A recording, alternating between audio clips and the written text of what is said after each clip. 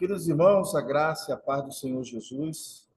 É um prazer estar com meus irmãos e minhas irmãs mais uma vez aqui, nessa live, nesse culto online, nesse projeto, Projeto Girassol. Antes de mais nada, eu louvo a Deus por nós podermos, de alguma forma, cooperarmos com os irmãos na obra do Senhor. A irmã Jaque tem sido uma amiga, uma parceira, obrigado pelo convite. E prove a Deus que nos deu essa oportunidade de nós estarmos juntos aqui, Alguns rostos aqui, para mim, já são conhecidos, que nós já amamos, que nós já temos um carinho, uma afinidade, outros que nós estamos conhecendo, é um prazer para quem não me conhece.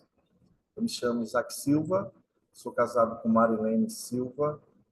Esse ano nós fazemos 26 anos, nós pastoreamos a Igreja Cristã Palavra da Cruz.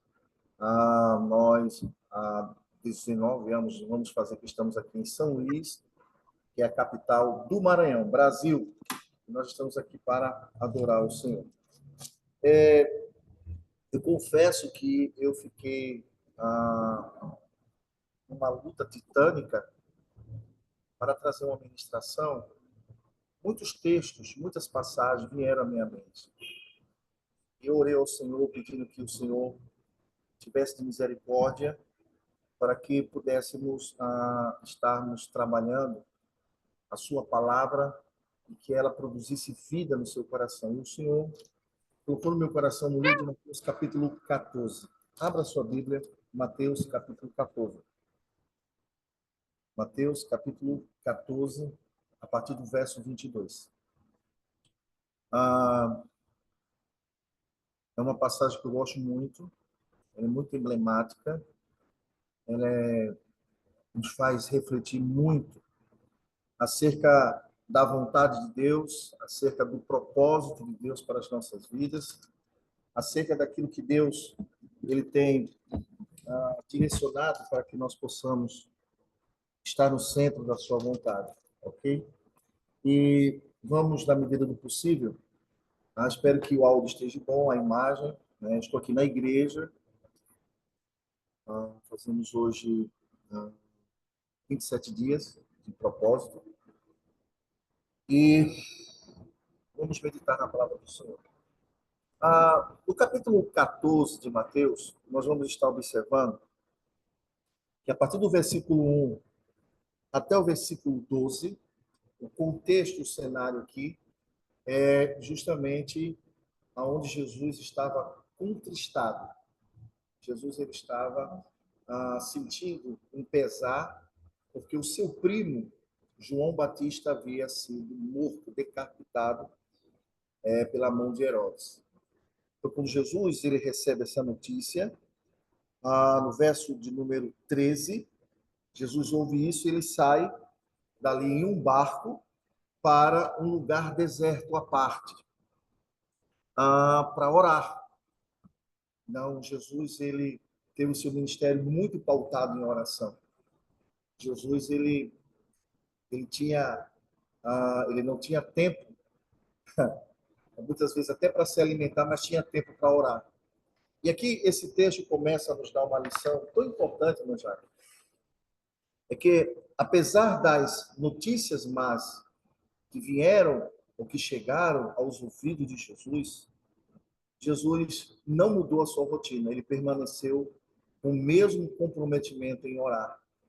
Isso aqui começa a nos dar uma lição. O texto que eu quero trabalhar está no verso 22, mas a guisa de introdução, Jesus nos ensina que a oração não deve ser algo simplesmente quando houver um interesse, ou quando houver uma busca, ou uma necessidade, mas é em todos os momentos, como diz 1 Tessalonicenses, capítulo 5, versículo 17, Paulo falando na igreja de Tessalônica, e dizendo, orai sem cessar. Então, Jesus, recebendo a notícia da morte de João Batista, uma morte muito trágica, muito dolorosa, muito penosa para Jesus, Jesus sai para um lugar à parte. Jesus ele vai justamente para orar, repor as suas energias. Se nós olharmos a história e o contexto da vida de Jesus, Jesus ele orava antes de ministrar o milagre, de pregar a palavra, durante a ministração da palavra, do ensino, da operação do milagre, e depois de tudo aquilo que Jesus tinha que fazer, ele orava. E não foi diferente aqui. Mateus, ele vai nos narrar aqui, deixe sua Bíblia aberta, que a multidão, de alguma forma, percebe ou chega à informação de que Jesus iria para o outro lado do lago. Esse lago é o Mar da Galileia. Alguns dizem que é o lago de Tiberíades, Genezaré. Isso depende muito do ponto geográfico em que você está localizado. Então, ele tem essa nomenclatura. Então, Jesus atravessa o Mar da Galileia. Na realidade, não é um mar, é um grande lago. Jesus vai para o outro lado. Quando Jesus chega do outro lado, a Bíblia diz no versículo de número 13, ainda a última parte, dizendo que o povo já tinha saído, tinha seguido Jesus a pé até onde ele estava. Verso 14. Ao sair, Jesus viu uma grande multidão e, cheio de grande compaixão para com ela, curou os seus enfermos. Então, esse é um contexto onde Jesus, veja que coisa interessante, Jesus nos dá como Jesus nos ensina, né? Apesar da dor, apesar das arduras, apesar do sentimento da perca do seu primo João Batista, Jesus, ele vai orar. Ele sai com propósito para orar. E quando Jesus chega lá, tem uma multidão necessitada. Então Jesus, ele suprime, abre aspas, suprime a sua dor e não deixa de cumprir o propósito, e não deixa de fazer a missão, e não deixa de realizar aquilo para o qual ele foi designado para fazer, que foi ministrar a palavra, que foi de curar as pessoas. Que lição Cristo nos dá? Que lição o Senhor nos ensina? Né? Nós vemos que, infelizmente, eu ministrei hoje à tarde, e eu tenho falado isso correntemente, em que, como a nossa geração hoje, dita cristã, ela tem sido uma geração minguada, uma geração raquítica, uma geração empobrecida naquilo que tange na sua questão relacional com Deus e na sua disposição, como consequência dessa relação, em fazer, em se doar, em se entregar aos propósitos do Eterno.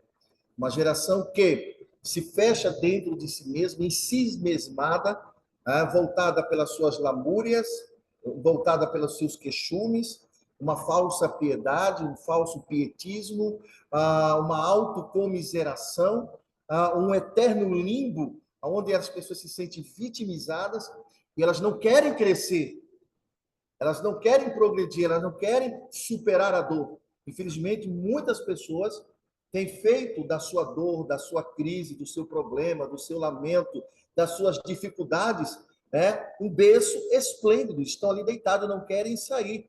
E Jesus nos vê, que coisa maravilhosa, aleluia.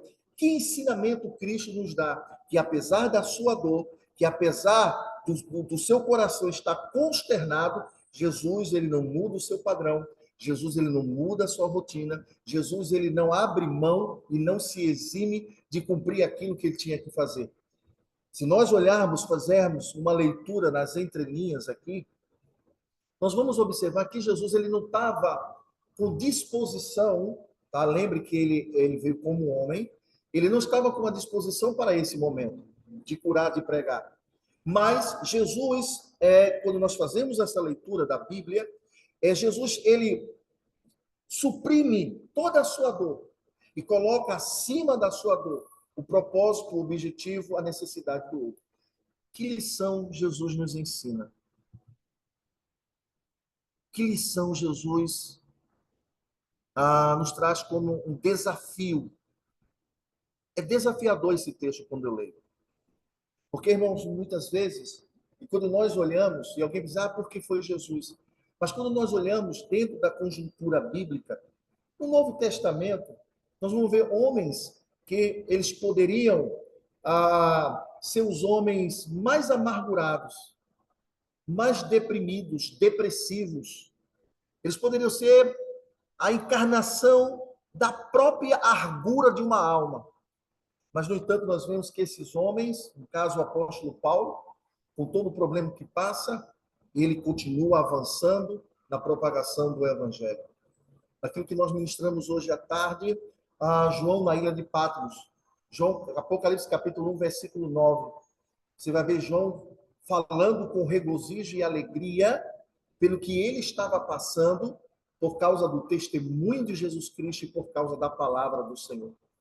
Homens que, como diz Hebreus capítulo 11, homens que o mundo não era digno deles, mas, no entanto, foram homens que entregaram a sua vida. Então, essa palavra que Deus está trazendo aqui para você que está ao vivo, você que vai escutar posteriormente, essa palavra é para você.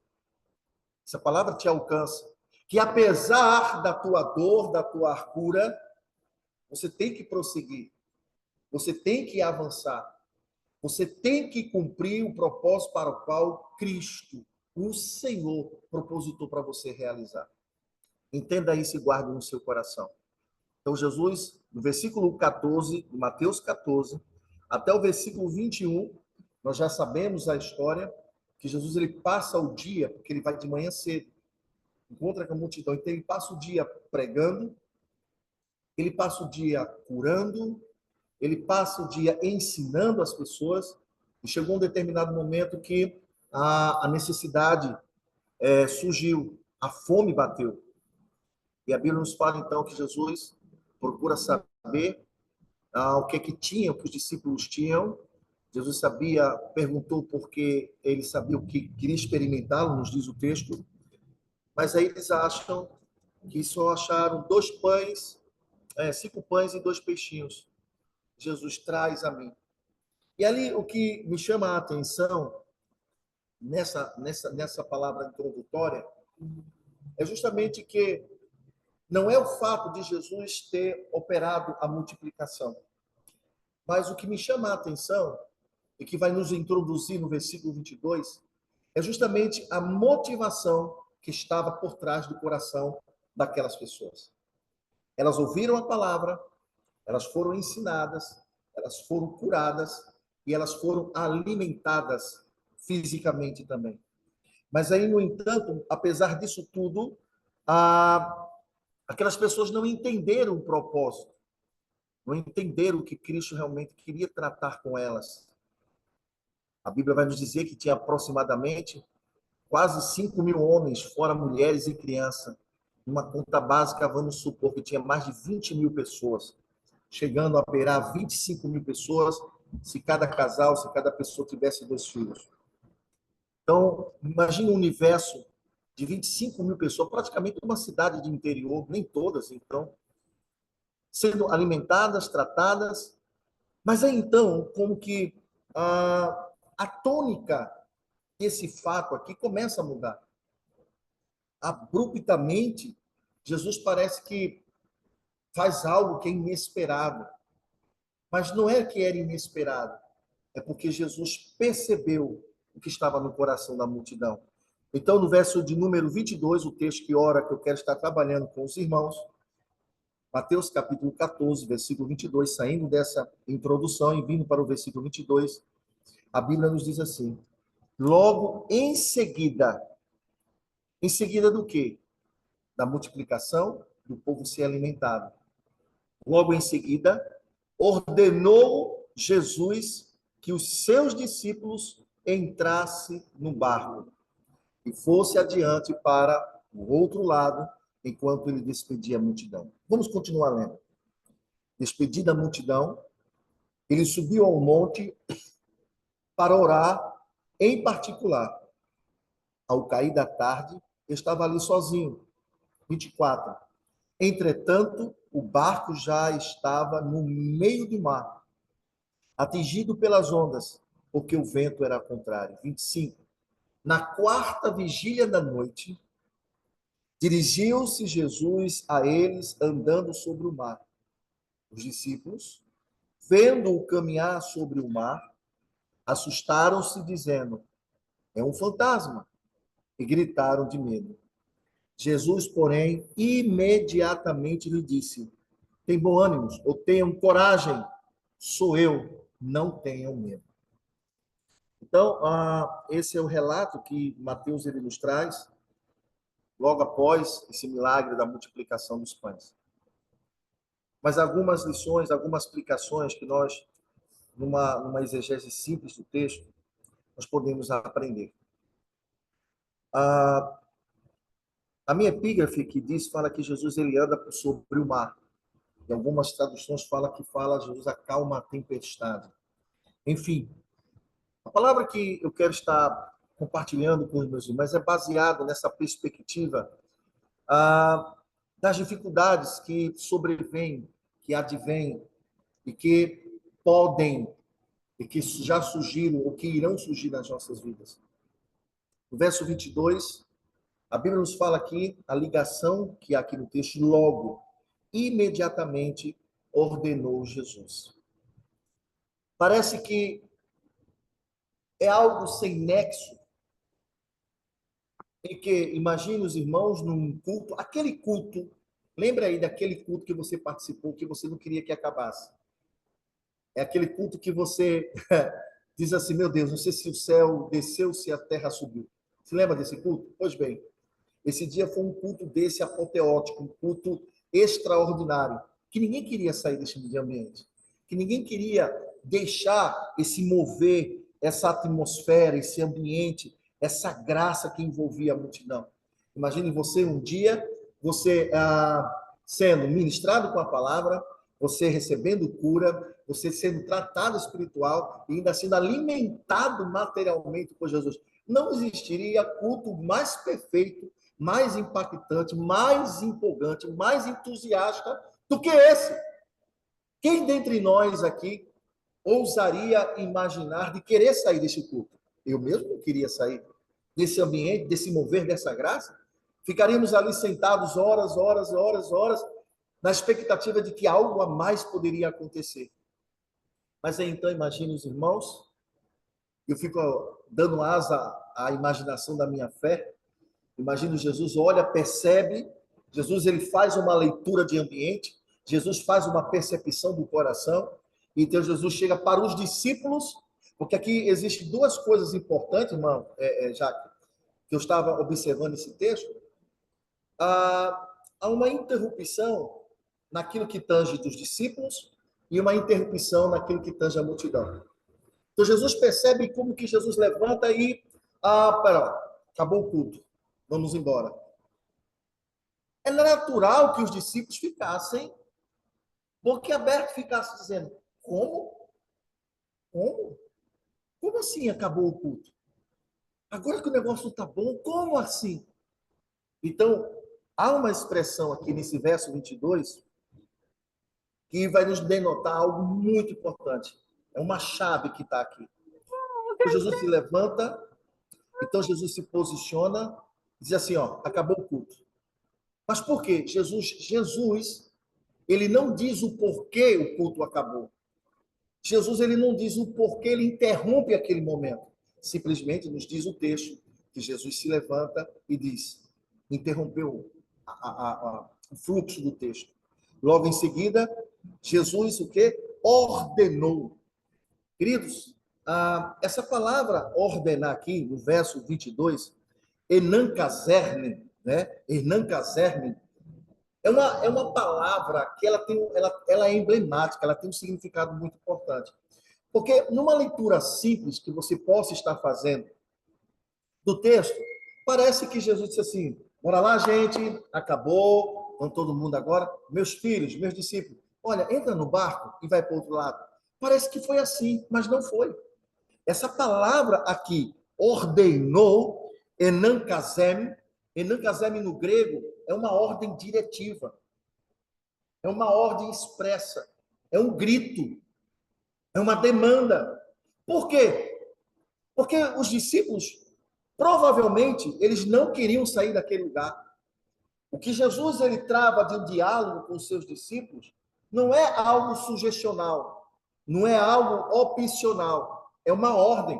Essa mesma palavra, eu estava pesquisando, que ela era muito usada pelos generais das legiões romanas e pelos oficiais de alta patente. Era um comando, era uma determinação, era uma ordem. E uma ordem de um chefe superior, de um general, que é militar, sabe, que não se questiona, se obedece. Então, o que Jesus começa no versículo 22, Mateus, na sua narrativa, vai demonstrar que a tônica muda, que agora Jesus ele é incisivo com os discípulos, dizendo, olha, não quero conversa, entre no barco. Jesus ele botou um ponto final. Jesus não estava pedindo, Jesus não estava sugestionando, Jesus não estava induzindo, Jesus não estava dando opção de escolha. Olha, se vocês quiserem ir, vocês vão. Não era isso. Jesus está dizendo, eu estou mandando, entre no barco. E eu fiquei pensando nesse contexto, eu fiquei pensando na significância, na sintaxe semântica desta palavra. E eu disse, meu Deus, como muitas vezes nós não entendemos o porquê, como de que Deus, muitas vezes, age sobre nossas vidas. Irmãos, só nesse ponto aqui nós poderíamos citar pelo menos 7 aplicações. Eu não vou me deter, que eu quero falar sobre mais alguma coisa. Primeira coisa que nós temos que entender, irmãos, nós como cristãos, nós temos que entender que Deus ele é soberano. É Ele que dá o governo, é Ele que dá o comando, é Ele que dá a direção, é Ele que nos dá o norte. E nós, como servo de Deus, temos que estar submissos.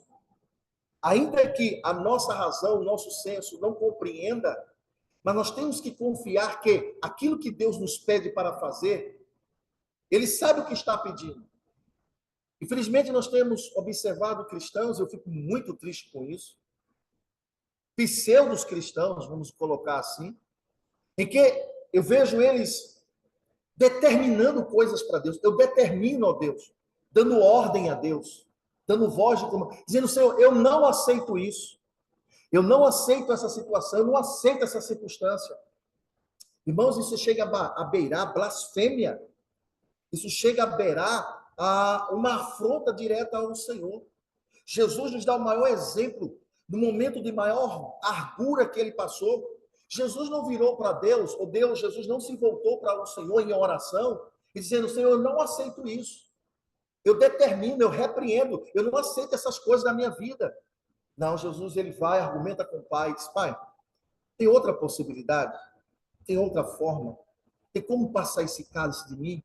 E a Bíblia diz que Jesus ora 3 vezes. E todas as vezes Jesus ele ora dizendo isso. Senhor, contudo, não seja feita a minha vontade, mas a tua vontade. Jesus nos dá uma lição de que nós, como servos de Deus, e a nossa geração precisa aprender a submissão, entender que o Senhor é Ele que comanda, é Ele que governa, o controle está nas suas mãos. Mas, infelizmente, nos púlpitos de muitas denominações, o homem, a antropologia, o homem tem sido o centro, o homem tem se colocado como aquele que determina, é ele que faz, executa. Isso está errado, irmãos.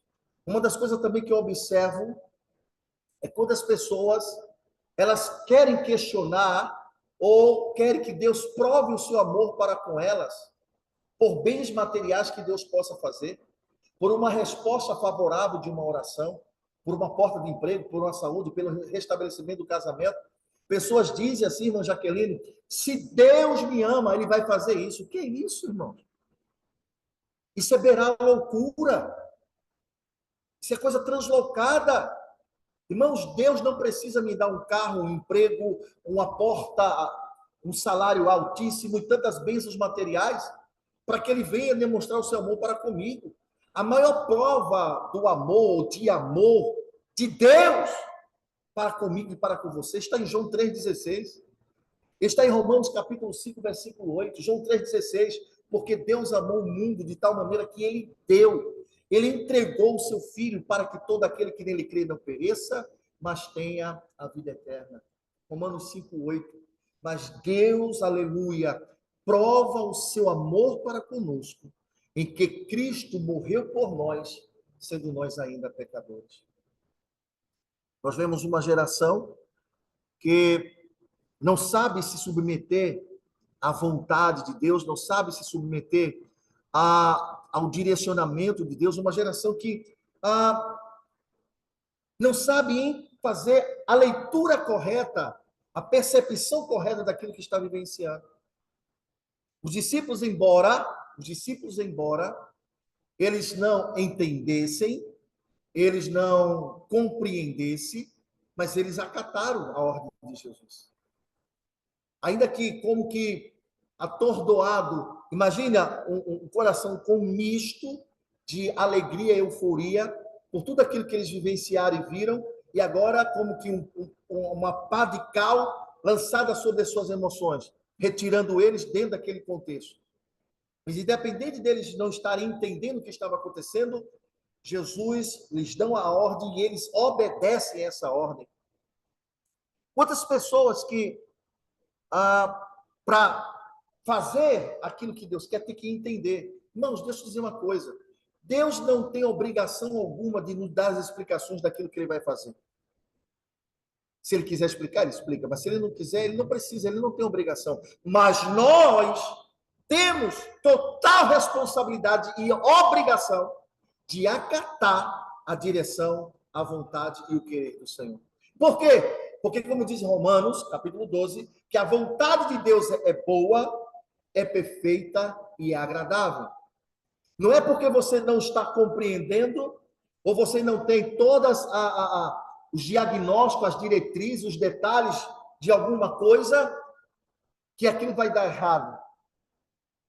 Porque você não pode se basear nos seus pressupostos, mas você tem que se basear e se fundamentar naquilo que Deus fala.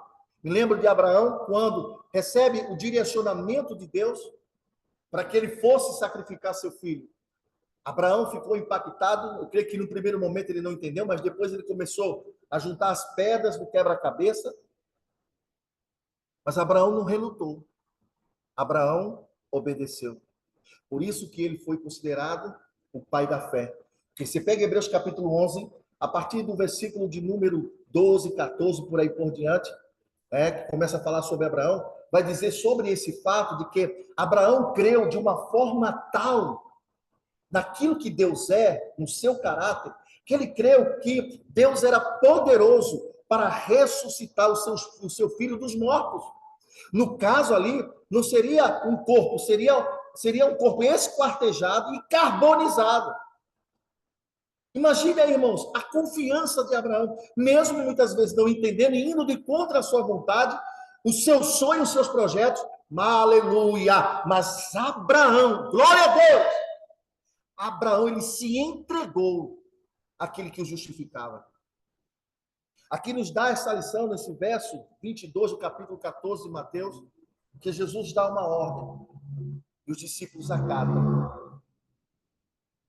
Que nós começamos a delinear aqui, nesse versículo 22, quando ele dá essa ordem aos discípulos, o motivo que Jesus tinha, e não caberia aos discípulos entender no momento, mas Jesus percebeu, se você pegar em João 6, se não escapa minha memória, você vai ver lá, versículo 14, versículo número 15, a mesma narrativa, agora pela perspectiva ótica de João, mas naquele momento ali, o que acontece? A multidão recebe o alimento, então a multidão começa a ventilar no seu coração, a conjecturar a possibilidade daquele momento tomar Jesus como rei, arrebatá-lo como rei. Imagina, 25 mil pessoas alvoroçando uma cidade, gritando, dizendo, Jesus é o Salvador, é o rei de Israel, o rei de Jerusalém.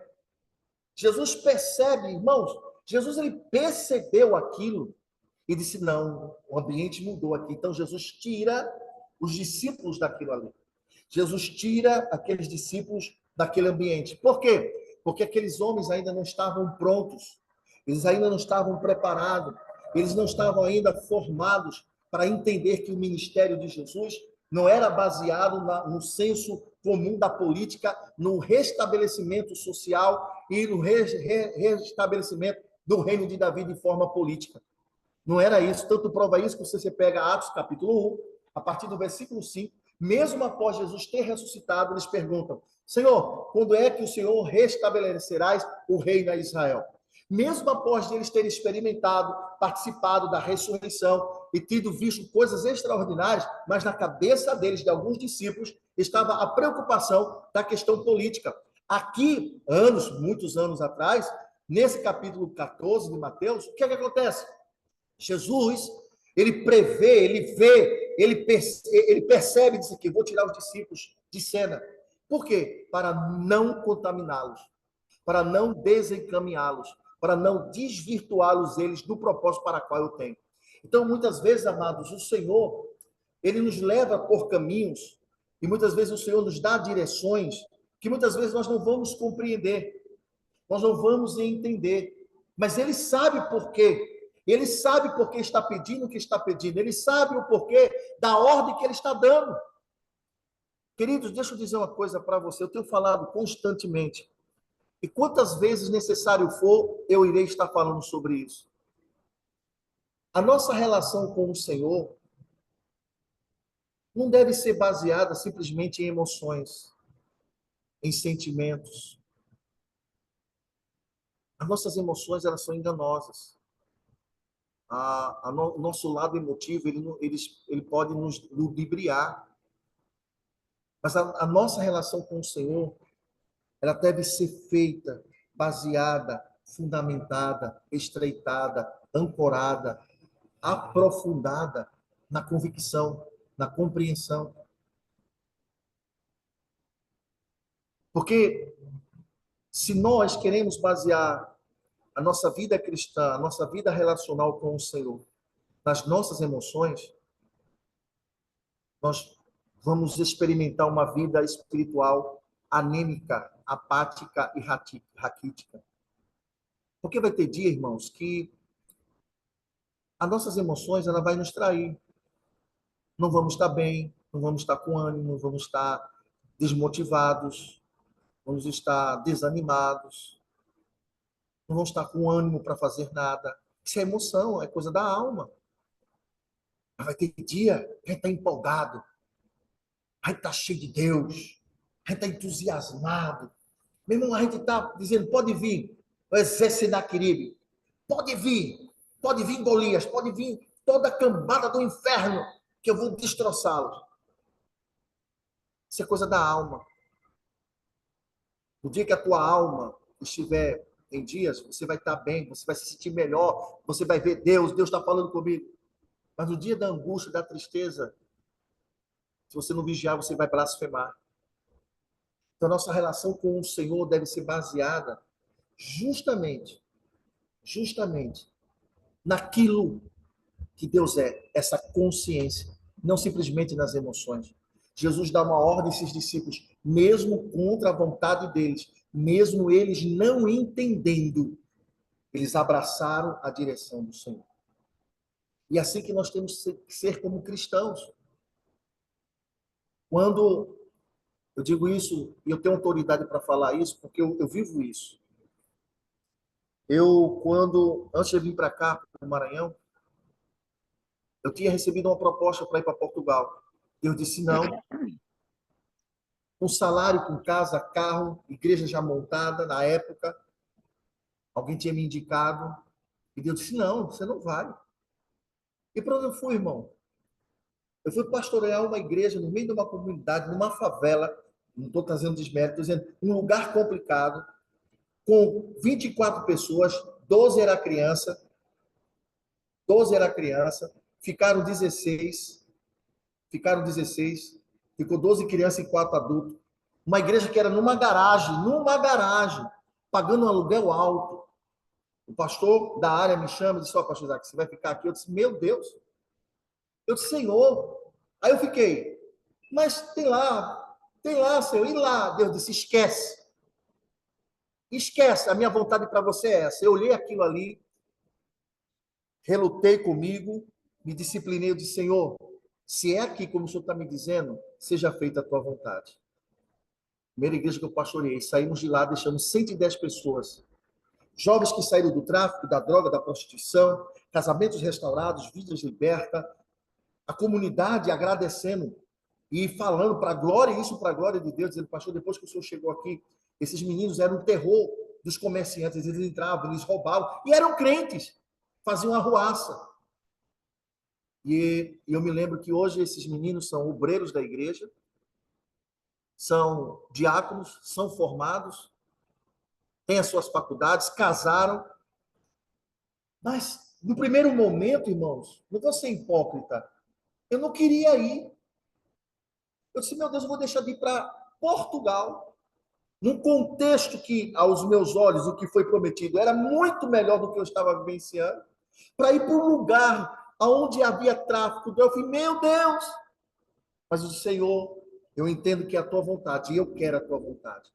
Irmãos, vou dizer uma coisa para você, não existe melhor lugar do mundo, aleluia, do que estar no centro da vontade de Deus. Conversando com a minha mana Elisângela, a gente falando alguma coisa sobre isso, porque muitas vezes as pessoas dizem, é porque o lugar, o ambiente, ei, pode ter as melhores tecnologias, a melhor renda per capita, os melhores salários, mas a bênção não está no lugar. A bênção está em Deus, que abençoa o lugar. A bênção está no centro da vontade de Deus. Então, esses discípulos, eles experimentam isso. E aqui, irmãos, abrindo, desenrolando aqui sobre essa questão de Jesus dar ordem e ordenou, primeiro ponto nós estamos vendo que é justamente essa questão de que Deus muitas vezes vai intervir na nossa história. Segunda coisa que nós aprendemos é que nem sempre você está no centro da vontade de Deus. Isso quer dizer que você vai viver dias de flores, que o sol vai estar brilhando constantemente para você. É um ledo engano, e que muitas pessoas que acham, que pensam, que muitas vezes até questionam a Deus, dizendo, Senhor, mas eu não estou no centro da tua vontade, eu não estou fazendo o teu querer, eu não estou fazendo o que o Senhor quer. Irmãos, deixa eu dizer uma coisa para você. Em você fazer a vontade de Deus, estar no centro da vontade de Deus, isso não é um salvo-conduto. Estar no centro da vontade de Deus não vai lhe colocar numa sala VIP de imunidade, muito pelo contrário. Tem pessoas que acham que, por estarem no centro da vontade de Deus, vão ser imunes às dores, às percas, às adversidades, às arguras, às intempéries, que não vão perder seus empregos, que não vão perder seus familiares, que não vão ficar enfermos, que não vão perder bens materiais. Lê do engano, irmãos. Lê do engano. Aqueles que fazem a vontade de Deus, eles vão passar arguras, eles vão passar dificuldades, eles vão, as tempestades da vida, e elas vão chegar, e quando elas chegam mesmo. E nós devemos estar justamente aonde? No caminho da obediência. Os discípulos, a Bíblia está nos mostrando que Jesus não pediu, Jesus ele não ficou sugestionando com esses homens, mas deu uma ordem e eles obedeceram. E por eles obedecerem, meu Deus, enfrentaram uma grande tempestade. Dentro desse verso 22 aqui, indo para o versículo número 23, onde os discípulos entram no barco, vão para o outro lado, recebem a ordem de Jesus, a última parte C do verso 22, enquanto ele despedia a multidão, verso 23, e despedia a multidão. Amados, é lamentável o que eu vou dizer, mas infelizmente isso é uma realidade. Quantos lugares que são ditos casa de Deus? Quantos lugares que são ditos casa de oração? Quantos lugares que são ditos tabernáculo do Senhor, da qual o Senhor não está lá? Isso é triste e é uma alerta para nós. Quando Jesus ele fala aqui, Mateus ele fala que ele despede a multidão, interrompe esse culto. Eu tremo e estremeço com o que esse texto me fala. Não é aquilo que eu acho. porque o que o pastor Isaac acha não interessa nada. Mas aquilo que a Bíblia fala, um culto, um momento de glória é interrompido. Por quê? Porque princípio foi quebrado. Porque a normativa que Deus dá não foi obedecida. Eu não tenho medo de errar. Eu sempre digo isso. Você pode não concordar com o que eu estou falando para você, com você aqui. Você não pode concordar, é um direito seu. Mas você não vai poder dizer que é mentira. Quantas igrejas, quantas denominações, quantos cultos que Jesus não está mais lá? Por quê? Porque perderam a essência, porque perderam o propósito, porque estão quebrando princípios. Aleluia! Estão quebrando as normativas do Senhor.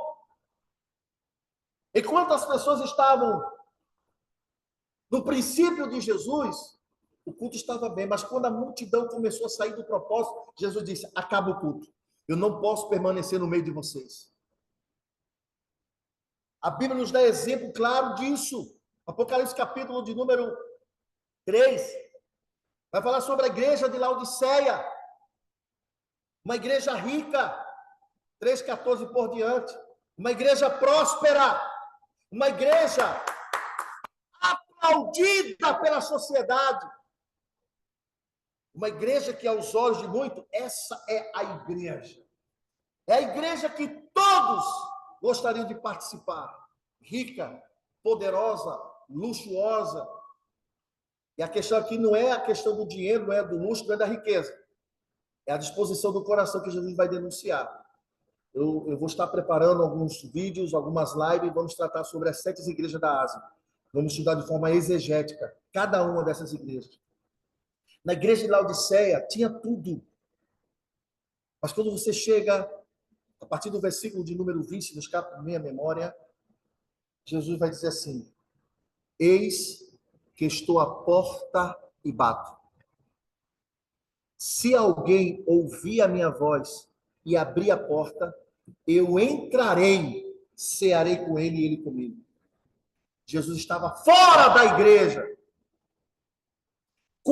Eita glória, quanto ajuntamento, quantas coisas acontecem, quantas coisas pirotécnicas, e traz fulano de lá, traz fulano de lá, mas Jesus não está, porque princípios estão sendo quebrados, e isto é um alerta para mim, para você, para nós, como líderes, como pastores,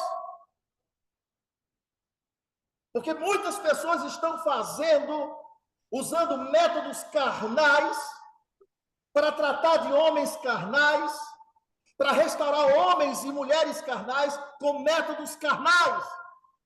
Estão fazendo dessas pessoas 2 vezes mais carnais.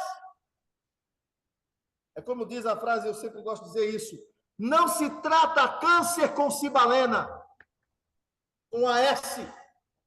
Tem que ser um tratamento radical, aleluia. Esse culto é interrompido, porque as pessoas estavam com a disposição errada para estar com o Senhor. De uma forma individual aqui, qual tem sido a tua real disposição para ir para a igreja, para cultuar o Senhor no ato congregacional? Qual tem sido a tua disposição? Nós, como líderes, pastores, você que está aqui na live, você que vai escutar posteriormente, o que realmente o seu coração como líder, como alguém que influencia, que foi chamado para guiar, tem propositado diante do Senhor? Jesus interrompe algo tão maravilhoso por causa de algo pernicioso dentro do coração.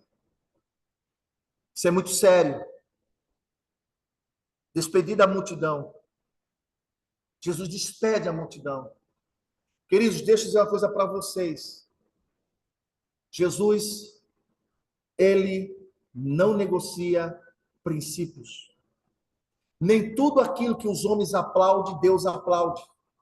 Nem tudo aquilo que os homens elogiam, Deus elogia. Nem tudo aquilo que os homens aceitam, Deus aceita. Nem tudo aquilo que os homens podem brilhar para os homens como ouro, para Deus não brilha como ouro.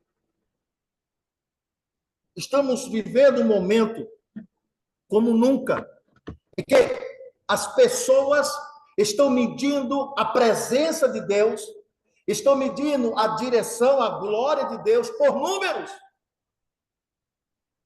Casa cheia.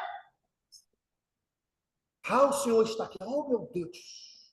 Estão confundindo emoção. Estão confundindo indução. Estão confundindo sensacionalismo com a presença de Deus. Eu me arrepiei. Oh, meu Deus, eu chorei. Oh, o Senhor estava lá. Que glória de Deus. Que glória é essa? Que mover é esse? Que emoção é essa? Que chora, se arrepia, cai no chão, faz declaração de amor, e quando sai pelas portas do templo, as mesmas práticas continuam. Os pecados permanecem, o caráter distorcido permanecem.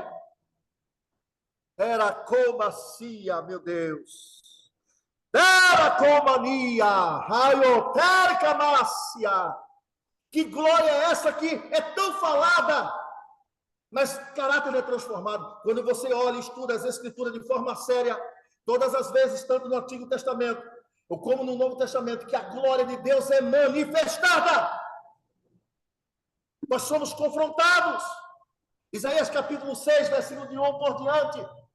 No ano que morreu o rei Uzias, eu vi o Senhor assentado no alto e sublime trono, e o limiar do templo e das suas olas cobria todo o templo, e vi os serafins voando um para o lado ou para o outro, com duas asas cobriam os rostos, com duas asas voavam, com duas cobriam seus pés, diziam: Santo, Santo, Santo é o Senhor dos exércitos. Então, quando eu vi aquela glória, disse Isaías: ai de mim, que eu sou homem pecador. Que glória é essa? Que cultos são esses? Onde não há confronto, não há mudança de caráter, não há arrependimento, não há choro. Leonardo Vanderhoof, ele disse que na época, na década de 70, dizendo, essa geração é uma geração de olhos secos. Imagine hoje, 4 décadas depois, que as pessoas hoje choram, mas o seu choro é como um menino mimado, pirracento, malcriado, que chora: eu quero minha bênção, eu quero meu milagre, eu quero porta. Mas não é capaz, essa mesma geração não é capaz de chorar pelos seus pecados, de chorar pelas suas miserabilidades, de reconhecer o quanto perdidas estão, mesmo tendo estado dentro da casa do Senhor. Que glória é essa? Que mover é esse? Repito, com muito tremor, muito respeito e muito temor diante do Senhor. Em muitos lugares que estão cheios, mas vazios de Deus. Tem boa técnica, boa iluminação? Não estou dizendo que isso é pecado. Eu estou dizendo que todas essas coisas, sem Deus, não vale nada. Se não tem elas e também não tem Deus, também não vale nada. Quantas pessoas estão se iludindo? Quantas pessoas estão sendo enganadas e deixando ser enganadas? Meu Deus, a hora já foi, meu pai. Vou terminar. Irmã Jaqueline, irmãos e irmãs que estão aqui, são líderes que fingem que estão liderando e são liderados que fingem que estão obedecendo. Quantas pessoas, vou até me aproximar aqui de você, quantas pessoas que estão comendo palha seca, pintada de verde, pensando que é pasto verdejante? Vou repetir para você. Tem muita gente por aí comendo palha seca, pintada de verde, pensando que é grama, pasto verdejante. Não é. Que culto poderoso foi esse? Que culto glorioso, mas Jesus teve que interromper. Jesus dizer: para! Acabou o culto, porque eu não posso mais permanecer aqui. Então temos que entender, irmãos, que Jesus nos dá uma ordem. Nós temos que ser obedientes à sua ordem. Isso é tratado com os discípulos. Jesus interrompe o culto. Na multidão, Jesus acaba o culto. pela disposição errada do coração da multidão. Nós vamos estar observando que, quando nós vamos ler a Bíblia, nós vamos descobrir, nas questões da tempestade da vida, que existe pelo menos dois tipos de tempestades. E eu vou finalizar aqui a minha fala. Existem as tempestades que vêm para a correção, e essas tempestades são para a disciplina. E existem tempestades que vêm para o aperfeiçoamento. E são essas tempestades é quando Deus ele vai, de forma pedagógica, nos ajudar a crescer e a florescer. Quando eu falo da tempestade como algo de juízo, como algo de disciplina, eu me lembro de quem? De Jonas. Jonas, amados, ele enfrenta uma tempestade porque ele havia desobedecido a Deus e, portanto, ele deveria ser corrigido. Os discípulos estavam enfrentando agora uma tempestade, não porque haviam sido desobedientes, mas porque eles já haviam obedecido a Cristo e Cristo tinha um propósito de aperfeiçoá-lo. Eu vou fechar até a minha Bíblia. Eu fecho aqui o texto sagrado. Em que lado você está? Como os discípulos, obedecendo à direção do Senhor, ainda que não entendendo? Ou como a multidão que está sendo alimentada, mas está perdendo o propósito do seu coração e quebrando os princípios que Cristo estabelece para que seja uma relação saudável? Pense, que cristianismo você tem vivido? Que cristão você tem sido? Faça essa pergunta para você mesmo. Como eu faço para mim, pensando nessa palavra, e todas as vezes que eu me deparo com ela, o Espírito Santo me direciona a ela para ler, para estudar, para ministrar. Todas as vezes eu sou impactado, eu sou desafiado a analisar, a fazer uma autoanálise, como diz 1 Coríntios capítulo 11, quando Paulo fala, examine-se, pois, o homem a si mesmo. Que cristão você tem sido? A quem você tem pertencido? Daqueles que, ainda que não entendem, mas estão dispostos a obedecer e a pagar um preço? Ou daqueles que recebem as bênçãos do Senhor e distorcem e quebram os princípios da relação com o Senhor? Que Deus em Cristo continue nos ajudando. Que essa palavra ache guarida, ache conforto no seu coração. Que o Eterno nos ajude a permanecermos fiéis ao seu chamado. E que tudo aquilo que o maligno possa intentar contra as nossas vidas, ele não ache guarida, mas que possamos viver dia após dia, de glória em glória, na presença do Senhor. Obrigado a todos, irmã Jaqueline. Um abraço. É um prazer sempre estar com vocês. A paz do Senhor. Shalom Adon, Baruch Hashem. Gratidão, minha amada.